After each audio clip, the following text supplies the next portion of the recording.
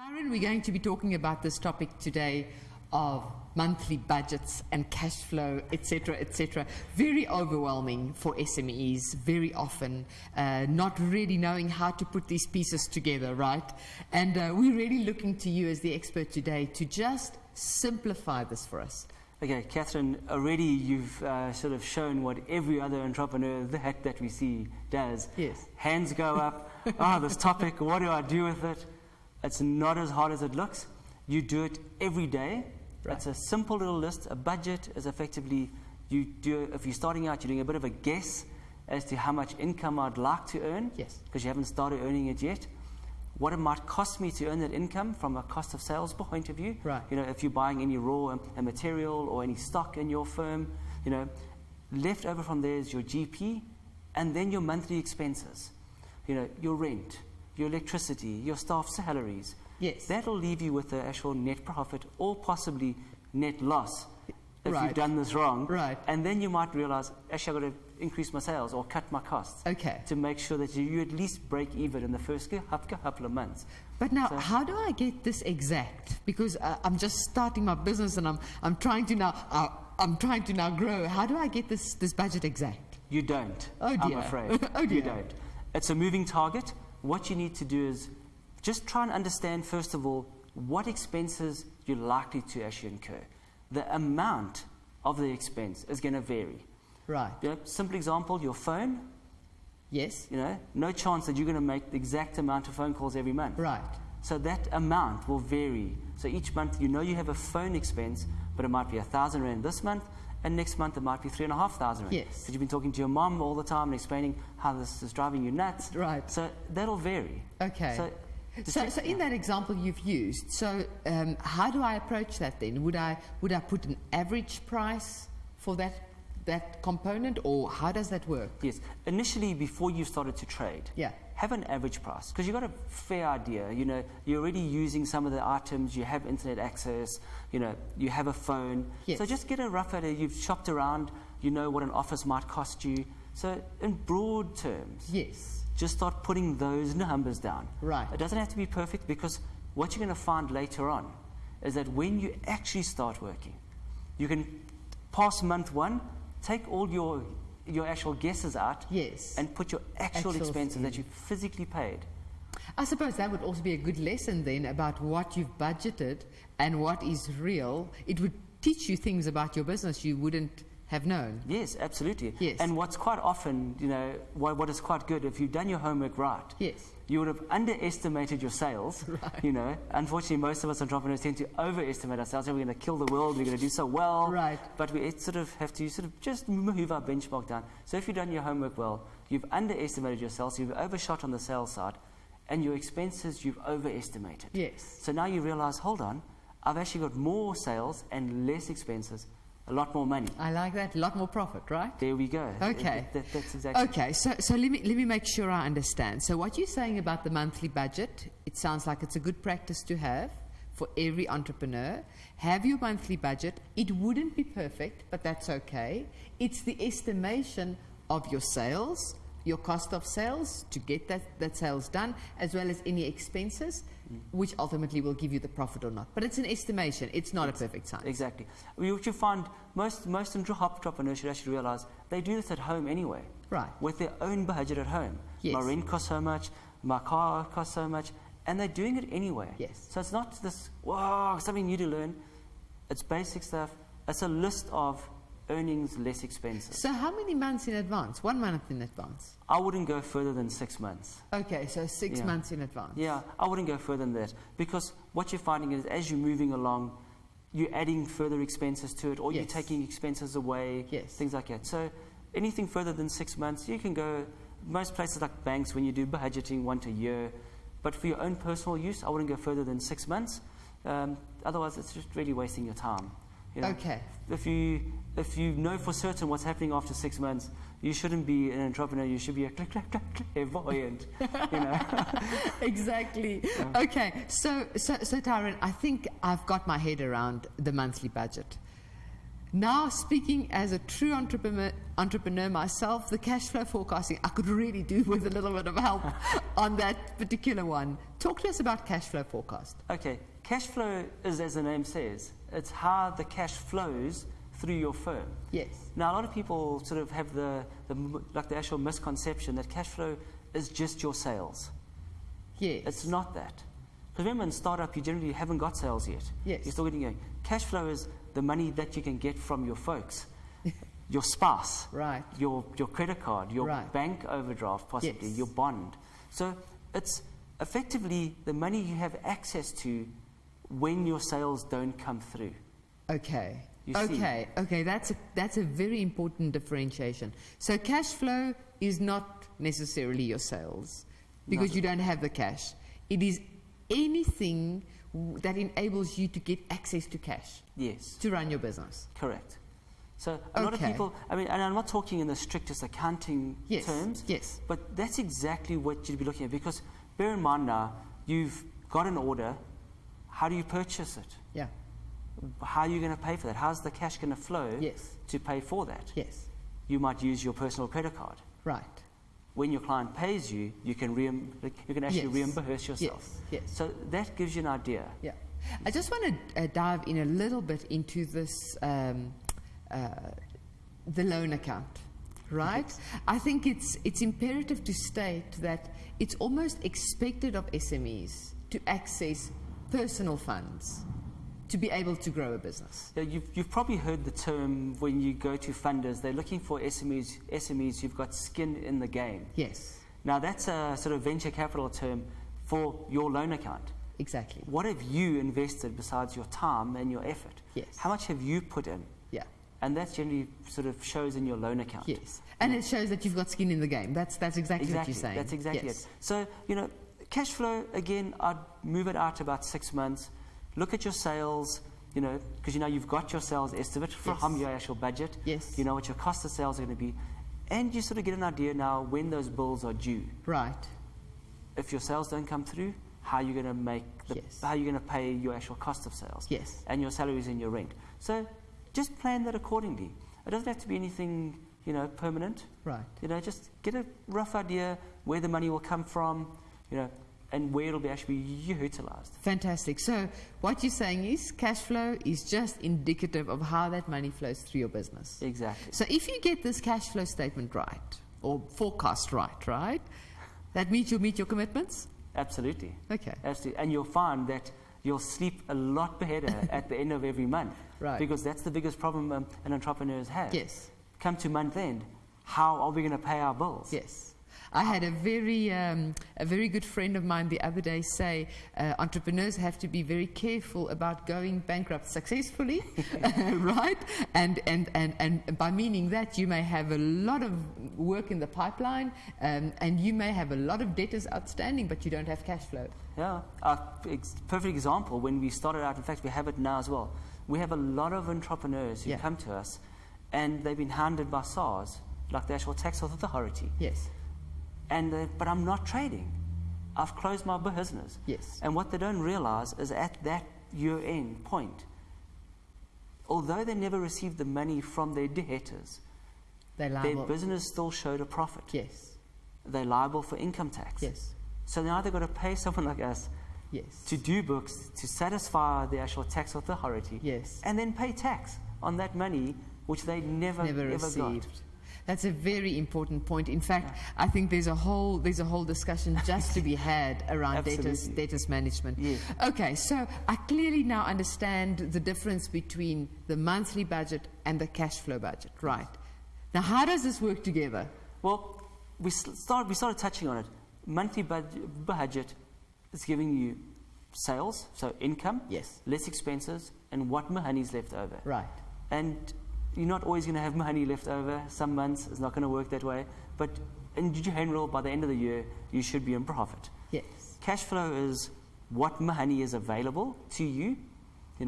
When is it going to be available, at what time? Okay. So as your expenses start coming due, how can you cover those? So the two of them work hand in hand. Is the one more important than the other?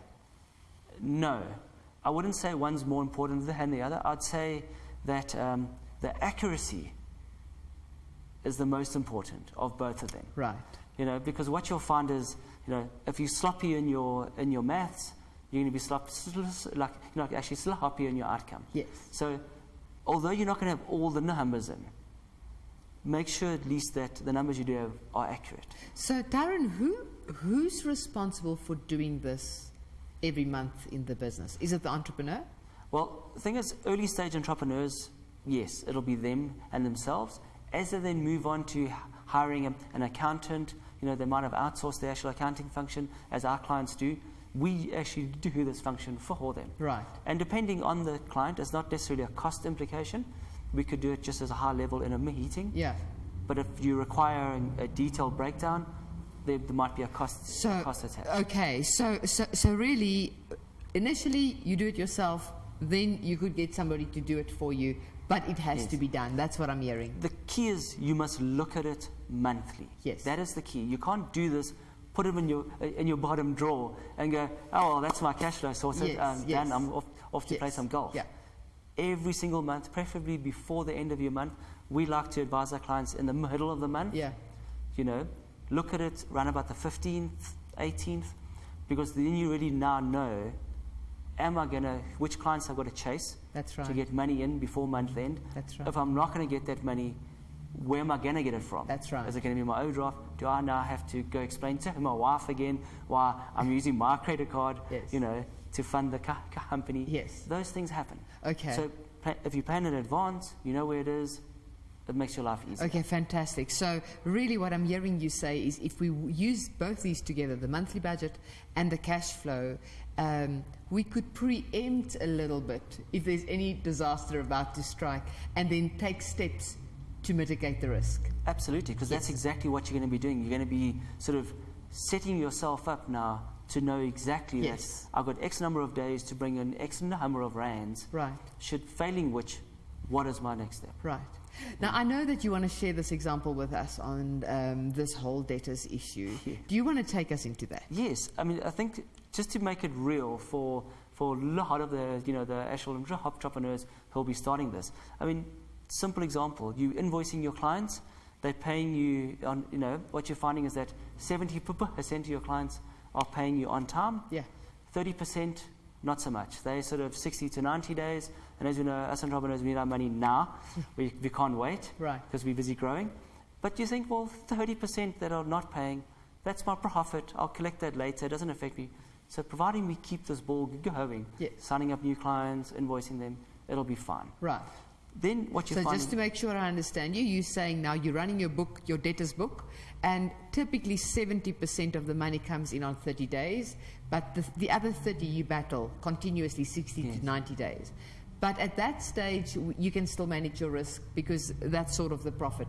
Correct. Or the overheads that sort of get paid in other ways. That's sort of generally your sort of take home at the end of the year. Yes. Yes. You know, your actual dividend. Right. So, you know, it's nice to have it in the bank now because you can obviously you use it to earn further income. But the fact that it's not there, it's not going to trouble you because you know within a month or two it will be in the bank. But it's a moving target, so it's new clients each time, so it'll move. It'll be, if it's the same client, obviously a different story. Yes. But varying clients, it'll change, and then you'll just, you know, there's a moving target. That roughly 30% of your money is sitting out there. So not enough to stress you. Yes. So you let it slide. Yes. As we do. Yes. Which we shouldn't be doing. Yes. Now what happens is like you start thinking, well, that's okay. What happens if something unfortunate happens? You know, as long as the status quo is actually maintained, happy days. Yes. You know, you think, well, I'll give you an example. We've had every year we have what's called strike season in SA. That's right. I'm sure in most countries around the world, they have a similar period. I don't know if they've actually sort of labelled it strike season. Yes. But South Africa generally, early part of the year, right after the Easter break, or that's right. And before the Easter break, we sort of tend to be sort of having what they term strike season. Yes. This year we had a very long mining strike. That's right. Unheard of in our history. You know, there's not, you know, there's years and years and years since we've had a strike like that. So now in our example, we know that in 2 months, 3 months' time, we'll get the other 30%. It doesn't happen in this case. That's right. Because now those clients haven't been paid, so they can't pay you. Yes, The industry starts shrinking. You can't get more clients because they can't get work. exactly. Now what? Exactly. Tyrone, I've got this exact example. There's an SME that I work with who is in mining consulting, and it's very real this year. In mining consulting, when the strike happened, he used his mining consulting business to bootstrap another business he's trying to get off the ground. He wasn't paid for 5 months, literally, because of the mining issues. And the bootstrapped company has gone under. We have literally lost that business because of the issue. So what you're saying is, it's real. It happens. Yeah. It is very, very real. And the thing is, people, although mining makes up such a small portion of our actual and economy, people don't realize the wider ramifications. Yes. But it could be anything. It could be the IT sector. Right. It could be any sector that is your mainstay Yeah. in your industry. So it could be the motor manufacturing industry. Right. You might make just that little thing that they put on the end of the flicker. That's right. If they're not making cars, you're not making any money. Yes. And how are you going to cope with that? So what are some of the, how can we mitigate some of that risk? See, fortunately, keeping track of your cash flow and your budget allows you to start to actually see that. Yes. I mean, we take a actual wider view in our firm. We sort of use a bit more like things like from actual economics, and we judge our clients against the actual stock exchange to see where they're moving in that. Yeah. So in our case, I can only speak from our actual example with our clients. Where we see the market is slowing down, we advise them to chase that client who's now 60 days or 90 days, issue a lawyer's letter. Right. Unfortunately, sometimes you have to let staff go. Yes. As you can see, the industry's going to be toning downwards. So we have to sit with them, let staff go, in preparation. Yes. So these are the factors that if you have an astute advisor, a mentor, any of those, like someone who's guiding you, they should be calling in those shots immediately. Right. You know? So take a forward view. That's what I'm hearing you say. Other than that, just in your business, with your own cash flow, take a forward view. What's happening in the industry, in the specific sector, with a specific client, if there could be any potential risks. So on that point then, in your opinion, what would be, I know there isn't the ultimate, but what would be the ultimate buffer that an entrepreneur should have in his or her bank account to just weather the storms? We always tell clients, try have 3 months expenses covered in cash. Yes. 3 months of expenses. Yes. So, we've had a conversation in an earlier session. Yes. Even if you're not making sales, there's certain costs involved to keep your doors open. Just to sit there. That's right. And wait for the phone to ring. Yes. There's a cost attached. 3 times that value. Okay. That's a nice sort of guideline. Yeah. Because remember, you always have debtors, money will be coming in. That's right. So you have a safety net for 3 months. So you can actually maybe ride out a storm. Unfortunately, this mining strike was unusual, was 5 months long. That's so right. your 3-month buffer wouldn't have been enough, but you would have seen by month 2 possibly retrench staff, Yes. shrink down your company, and then be ready for the upturn that you could actually grow from there and Yes. rehire all the Yes. staff again. So you make an important point. So when you see that something is going to be happening or something is happening and your business is at risk, what you're saying is don't wait and hope for the best. Take action now. Immediately. And that's Right. what the cash flow and the budgeting does. Yes. It's letting you know immediately. And it's also small things. Like you might find your phone, you've employed a new staff member, your phone bill's climbing through the roof. Yes. It's letting you see it on a month-on-month basis. Right. So you can actually monitor any form of actual anomality. And it might not be anything major like a big strike. It could be something as simple as where you've got clients in the restaurant industry. Yes. Now what they've done is they've opened a brand new restaurant, they've got brand new staff, and they're buying a lot of stock. But they're counting their servings, and they're not achieving their actual... where's the stuff going? They don't know. Yes. It's going somewhere. Right. So what happens often in accounting, you're buying a lot more stock, and you think, but you should see it in your sales. The sales are not happening. Either you can't pass the price on, Yeah. therefore you've got flat sales, Right. or people are stealing. Okay. Yeah. You see? Exactly. And this keeps you aware. And you don't want to sort of hound on the negative stuff, Yes. but even the positives. You want to be able to see, hold on, I've got higher growth, higher margins. I can put more and more money away. That I is could expand my fascinating. firm. I think you've demystified somewhat, budgets and cash flow. Some other resources that you can go to, excuse me, is the money management website, some major banks, the business. See, this has dried your throat. It's such a good topic, Catherine. I'm so sorry. Actually, in that case, I would cut. I would cut because it's easy. I'm so sorry, Lutz. Yeah. I'm so sorry. I'm actually coming down with cold, I think. Hope it's not my fault now. You'll just pick up on the. I'm just picking up on the last slide. Sorry about that. I tried to keep it till the end.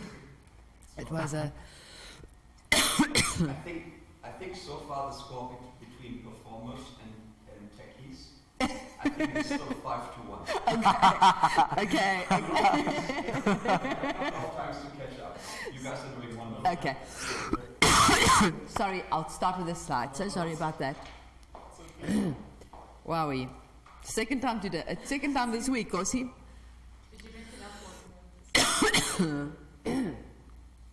Okay, great. Fantastic, thank you.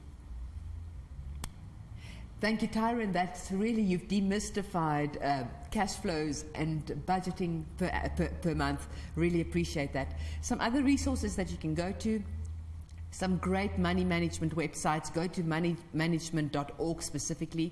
Very good website, very good resources you can tap into. The major banks in your country will have good tools, good budgeting tools and tips that you can evaluate. The Biz for Africa website has some good stuff on the accounting section. Please go in there and see it. And then the CEDA website, ceda.org.za, also some fascinating tips about budgeting and cash flows, etc., etc. It's been an absolute pleasure to have you in studio. Tyron, thank you very much. We hope to Thank catch you soon on the next section. Thank you very much.